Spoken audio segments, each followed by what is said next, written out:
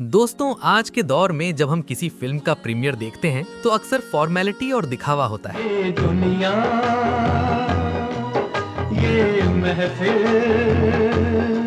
मेरे काम की नहीं। लेकिन साल 1962 की एक शाम ऐसी थी जब मुंबई के एक थिएटर में सन्नाटा नहीं बल्कि इतिहास गूंज रहा था। कल्पना कीजिए, एक तरफ सदाबहार देव आनंद बैठे हैं, खोया खोया चांद, खुला आसमान। दूसरी तरफ कॉमेडी के किंग महमूद, हम काले हैं तो क्या हुआ दिल वाले हैं, हम काले हैं तो क्या हुआ दिल वाले हैं। और उनके बीच में बैठा है एक नौजवान संगीतकार जिसे दुनिया आगे चलकर पंचम दा यानी आर.डी. बर्मन के नाम से जानने वाली थी। पर्दे पर फिल्म चल रही थी प्रोफेसर, लेकिन जैसे ही फिल्म का एक खास गाना शुरू हुआ, कुछ ऐसा हुआ कि ये तमाम दिग्गज अपनी सीटों से स्प्रिंग की तरह उछल पड़े और तालियां बजाने लगे।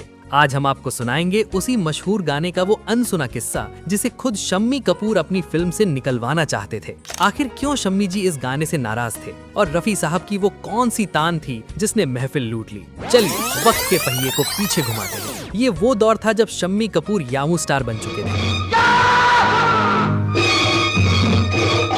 उनकी फिल्मों में उछल कूद और तेज संगीत की डिमांड रहती थी। फिल्म प्रोफेसर के लिए संगीतकार जोड़ी शंकर जयकिशन ने एक धुन तैयार की और हसरत जयपुरी साहब ने शब्द लिखे, आवाज दे के हमें तुम बुलाओ। गाना रिकॉर्ड हुआ। एक तरफ लता मंगेशकर की मखमली आवाज थी और दूसरी तरफ रफी साहब का रूहानी अंदाज। लेकिन जब शम्मी कपूर ने फाइनल रिकॉर्डिंग सुनी तो वो झल्ला गए। उन्होंने डायरेक्टर लेक टंडन से कहा, लेख ये कैसा गाना है, इसमें तो मेरा किरदार कहीं है ही नहीं। शुरुआत में सिर्फ लता जी गा रही हैं, मैं तो जैसे इस फ्रेम से बाहर हूँ। दर्शक मुझे देखने आते हैं और इस गाने में मैं सिर्फ खड़ा रहूंगा।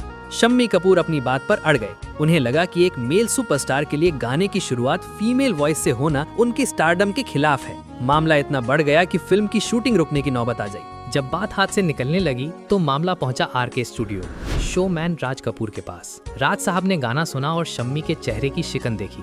उन्होंने शम्मी के कंधे पर हाथ रखा और मुस्कुराते हुए कहा, शम्मी, तू इस गाने की खूबसूरती नहीं देख रहा।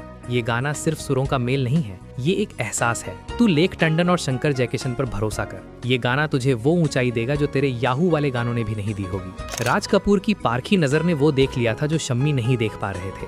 बड़े भाई की बात का मान रखते हुए शम्मी कपूर भारी मन से शूटिंग के लिए तैयार हो गए। गाना फिल्माया गया, जहां कल्पना पर्दे पर गा रही थी और शम्मी कपूर उन्हें खामोशी से ढूंढ रहे थे। अब वक्त आया फिल्म के प्रीमियर का। हॉल खचाखच भरा था। फिल्म के बीच में जब ये गाना शुरू हुआ, आवाज दे के हमें तुम बुलाओ, तो पहले लता जी की आवाज गूंजी। दर्शक खामोश थे, संगीत का लुत्फ उठा रहे थे। शम्मी कपूर अपनी सीट पर थोड़े नर्वस बैठे थे, ये सोचकर कि पता नहीं लोग इसे कैसे लेंगे। लेकिन तभी रफी साहब की आवाज का जादू शुरू हुआ। गाने के उस अंतरे पर रफी साहब ने अपनी आवाज को एक ऐसी ऊंचाई दी जिसे संगीत की भाषा में तान कहते हैं। जब रफी साहब ने गाया, आवाज दे के हमें तुम बुलाओ, तो उनकी वो तान सीधे लोगों के दिल के पार निकल गई। वो लम्हा किसी चमत्कार से कम नहीं था। जैसे ही रफी साहब ने वो ऊंचा सुर पकड़ा, हॉल में बैठे आर.डी. बर्मन, देव आनंद और महमूद अपनी सीटों से खड़े हो गए। आर.डी. बर्मन जैसा संगीत का पारखी जोर जोर से चिल्लाने लगा, क्या बात है रफी साहब।